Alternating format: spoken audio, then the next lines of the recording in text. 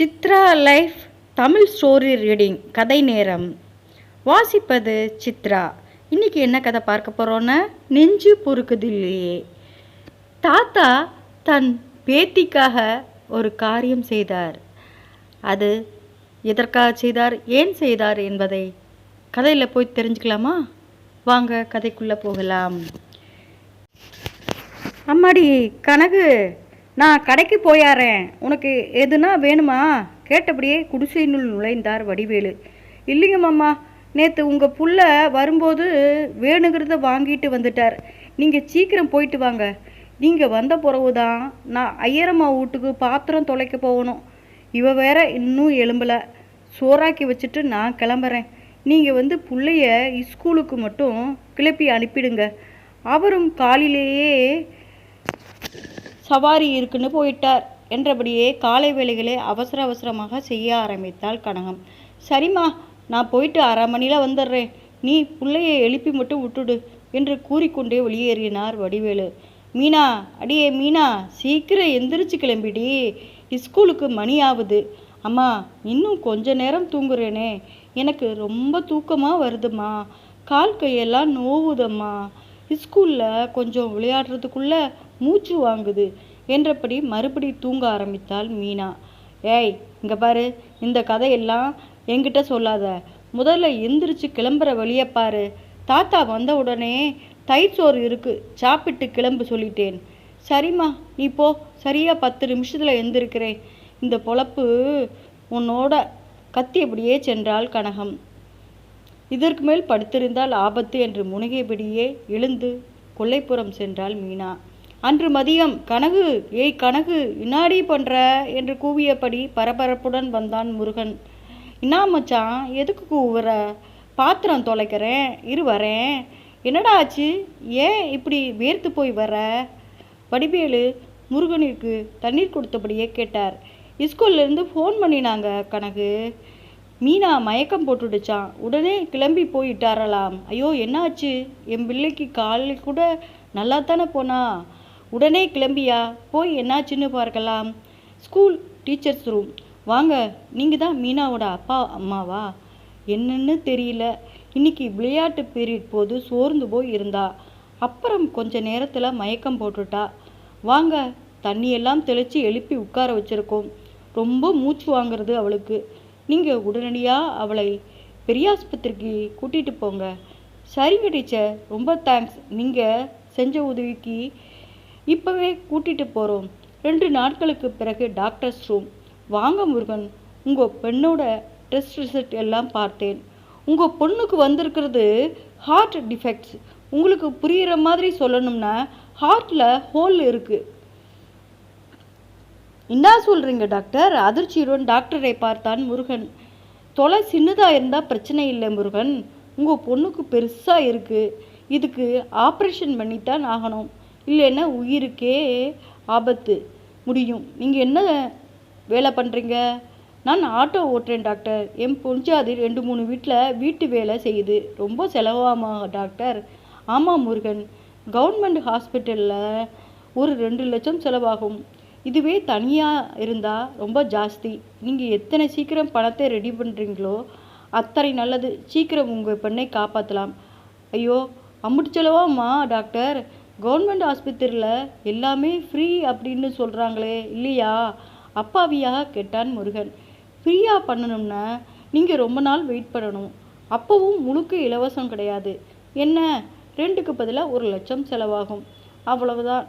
ஆனால் உங்கள் பொண்ணு இப்போவே மோசமாக இருக்கா, சீக்கிரம் பண்ணுறது நல்லது என்றபடியே டாக்டர் அடுத்த நோயாளியை அழைக்க அரை உயிராக வெளியில் வந்தான் முருகன். இன்னையா டாக்டர் என்ன சொன்னார்? மூஞ்சி ஏன் இப்படி இருக்கு? மீனா தூங்கிட்டாளா புள்ள? இப்போ தான் தூங்கிச்சு.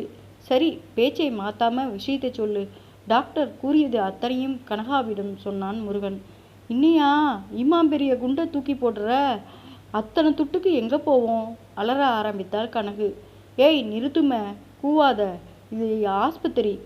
நான் வீட்டுக்கு போய் அப்பாவாண்டா பேசுகிறேன். அவர் எதனா ரோசனை சொல்லுவார். நீ பிள்ளைய பத்திரமா பார்த்துக்க. சரியா, நீ போயிட்டு வா. சொல்கிற மாதிரி மாமா நல்லா ரோசனை சொல்லுவார். பேசிட்டு சுருக்க வா. வாடா முருகா, டாக்டர் என்ன சொன்னார்? அப்பா, புள்ளைக்கு ஹார்ட்டில் தொலை இருக்குதா, உடனே ஆப்ரேஷன் செய்யணுமா, 2 லட்சம் செலவாகுமா. யாருக்கிட்டப்பா கேட்குறது? ஐயோ பாவம், பச்சை பிள்ளைக்கு போய் இந்த நோவு வந்திருக்கே. கட்டையில் போகிற வயசில் நான் இருக்கேன், எனக்கு வரக்கூடாதா? புலம்ப ஆரம்பித்தார் வடிவேலு. ஏன் நைனா, நீ ஏதனா ரோசனை சொல்லுவேன்னு பார்த்தா நீ இப்படி புலம்புறையே. இல்லைடா, மீனாக்கு இப்படின்னு கேட்ட உடனே ஒன்றும் தோணலை. நான் சுப்புக்கிட்ட பேசி பார்க்குறேன். அவன் பையன் நம்ம ஊர் எம்எல்ஏ கிட்டே தான் வேலை பார்க்குறான். எதுனா கடன் வாங்கி தர முடியுமான்னு கேட்டு பார்க்கலாம். இட்லி சுட்டில் வச்சுருக்கேன், நீ சாப்பிட்டுட்டு கனவுக்கும் எடுத்துகிட்டு போ. அப்படியே மீனாவுக்கு என்ன கொடுக்கலாம்னு கேட்டுட்டு வா. நானும் போய் சுப்புவை பார்த்துட்டு வரேன். சுப்புவின் வீடு. வாடா வடிவேலு, என்னடா ஆச்சு? ஏன் இத்தனை சோகம் வர? சாப்பிட்டியா? லக்ஷ்மி வடிவேலு வந்திருக்கான் பாரு, தண்ணி கொண்டு வா. வாங்க மாமா, அண்ணன் சௌக்கியமா என்றபடியே வந்தால் சுப்புவின் மருமகள் லக்ஷ்மி. உங்கள் அண்ணன் மட்டும் இல்லைம்மா, வீட்டில் யாருமே நல்லா இல்லை. என்னம்மாம்மா சொல்கிறீங்க, என்ன ஆச்சு? லக்ஷ்மி, மாமாவுக்கு மோர் தண்ணி கொடு, ரொம்ப சோர்ந்து தெரிகிறார். மனைவியை பார்த்து கூவினான் கபாலி. அதெல்லாம் ஒன்றும் வேண்டாம் என்றபடியே வீட்டினில் அன்று நடந்தது டாக்டர் கூறியது என்று ஒன்று விடாமல் அவர்களிடம் வடிவேலு கூறினார். எனக்கு என்ன சொல்கிறதுனே தெரியல வேலு. அந்த குட்டி பொண்ணுக்கு பெரிய வியாதி வரணும், அதுவும் பணக்கார வியாதியா? கடவுளுக்கு கண்ணே இல்லைப்பா. சரியா சொன்ன சுப்பு. என்ன மாதிரி கிளங்கட்டன்னா கூட பரவாயில்லை, போகட்டும்னு விடலாம். அது பச்சை மண், அதுக்கு போய் இப்படி ஒரு வியாதி. அப்பா கபாலி, நான் உன்னைத்தான் நம்பி வந்திருக்கேன். நீ தான் உங்கள் ஐயா கிட்ட பேசி துட்டு வாங்கி தரணும். வட்டி வேணும்னா கூட கொடுத்துடலாம். மீனாவுக்கு ஆப்ரேஷன் முடிஞ்சப்புறம் நானும் எதுனா வேலைக்கு போகலாம்னு இருக்கேன். கனவும் இன்னும் 2 வீடு எக்ஸ்ட்ரா வேலை பார்க்கும். எப்படியாவது அடைச்சிடுறோம். நீ தான்ப்பா இப்போ உதவணும். என்னம்மாமா இது? உங்களுக்கு ஒரு உதவி செய்யாமல் நான் யாருக்கு செய்ய போகிறேன்? நான் நாளைக்கே அவர்கிட்ட பேசிட்டு உங்களுக்கு சொல்கிறேன். நீங்கள் கவலைப்படாமல் போங்க. பணத்துக்கு ஏற்பாடு பண்ண நானாச்சு. ரொம்ப தேங்க்ஸ்ப்பா. இந்த உதவியை உசுறு உள்ளவரை மறக்க மாட்டேன். பெரிய வார்த்தையெல்லாம் சொல்லாதீங்கோ மீனா, எனக்கும் பொண்ணு மாதிரி தான். நீங்கள் முருகனை கவலைப்படாமல் இருக்க சொல்லுங்கோ. நான் நாளைக்கு வந்து பிள்ளையை பார்க்குறேன். சரி சுப்பு, நான் கிளம்புறேன். ஒரு பெரிய பாரம் விட்ட மாதிரி இருக்குது. மறுநாள் காலை எம்எல்ஏ வீடு. தலைவரே, அவனுங்களை என்ன பண்ணலாம் சொல்லுங்க. உங்களை பற்றி சிஎம் கிட்டே வத்தி வச்சுருக்கானுங்க. அதனால தான் இப்போ வர வேண்டிய மந்திரி பதவி வரல. எதுனா பண்ணணும் தலைவரே, இல்லைன்னா அவனுங்களுக்கு துளிர் விட்டு போயிடும் கொதித்தான் கபாலி. கபாலி, எதுக்கு கத்துற? இப்போ அவனுங்களுக்கு எதுனா ஆச்சுன்னா உடனே பழி நம்ம மேலே தான் வரும். அவனுங்களை எதுவும் செய்யக்கூடாது. ஆனால் எனக்கும் பதவி வரணும். அதுக்கு என்ன செய்யலாம் யோசி. தலைவரே, உங்கள் சார்பாக நாங்கள் கட்சி தொண்டர்கள் எல்லாம் மீட்டிங் போட்டு உங்களுக்கு மந்திரி பதவி கொடுக்காததை எதிர்த்து குரல் கொடுக்குறோம். அப்புறம் ஊர்வலம், சாலை மறியல்னு அதை டெவலப் பண்ணி பெரிய அளவில் மேலிடத்துக்கு ப்ரெஷர் கொடுக்கலாம்.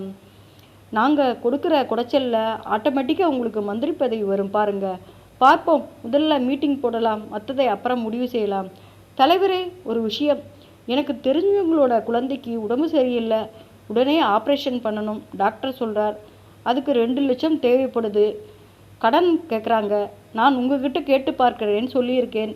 ரொம்ப நாணயமானவங்க தலைவரே. கரெக்டாக பணத்தை திருப்பி கொடுத்துடுவாங்க. நீங்கள் தான் மனசு வச்சு ஹெல்ப் பண்ணணும்.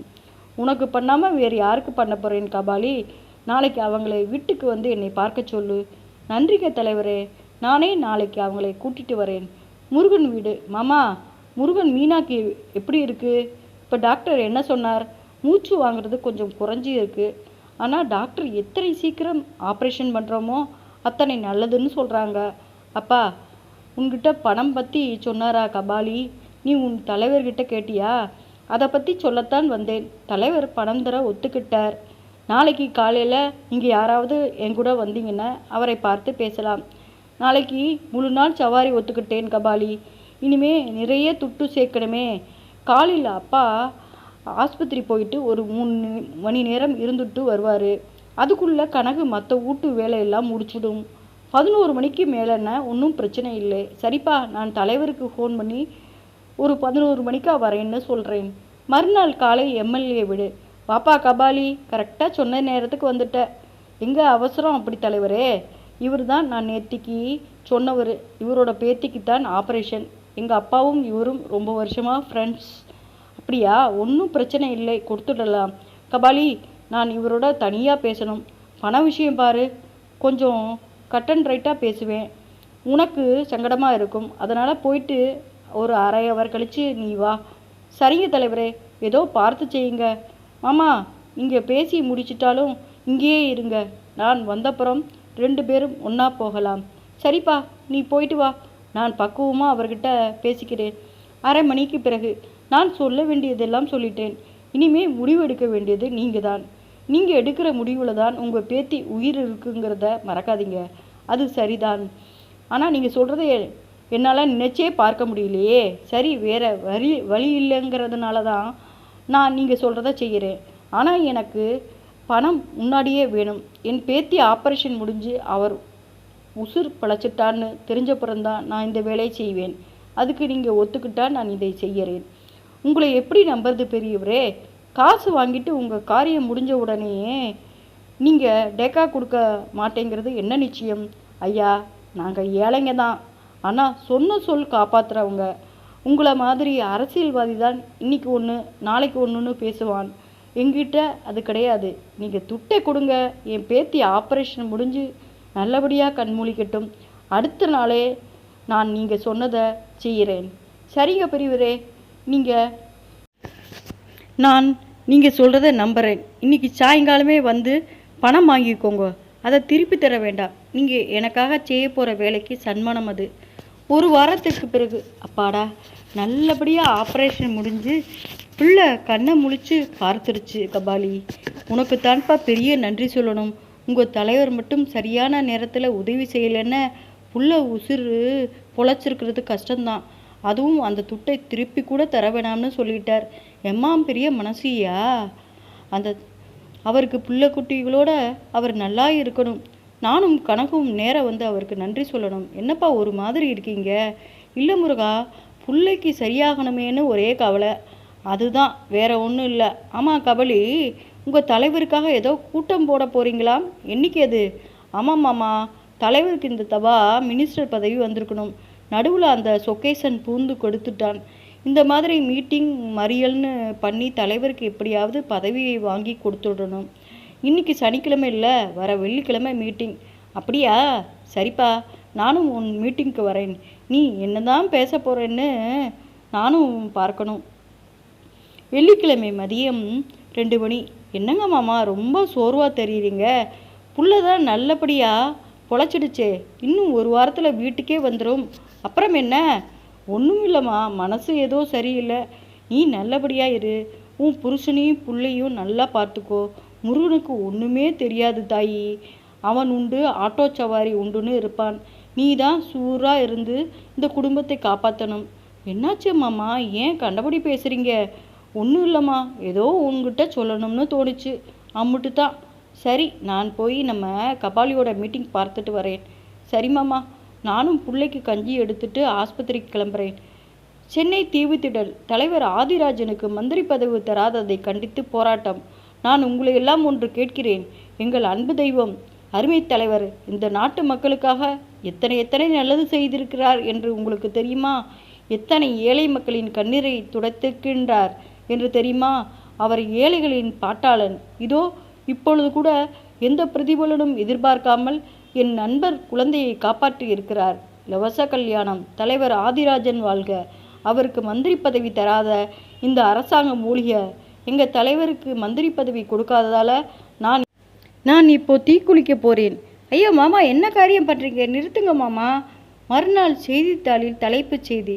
20 வருடங்களாக ஆதிராஜனுக்கு தொண்டனாக இருந்த வடிவேலு என்பவர் ஆதிராஜனுக்கு மந்திரி பதவி வழங்காததால் அரசை கண்டித்து தீக்குளித்தார்.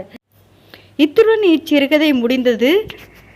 தன்னுடைய பேத்திக்காக தனது உயிரையே தியாகம் செய்த தாத்தாவின் தியாகத்தை என்னவென்று சொல்வது? மிகவும் அருமையாக உள்ள கதை. ஸ்கிப் பண்ணாமல் முழுமையாக பாருங்கள். லைக் பண்ணுங்கள், ஷேர் பண்ணுங்கள், சப்ஸ்கிரைப் பண்ணுங்கள். நன்றி, வணக்கம்.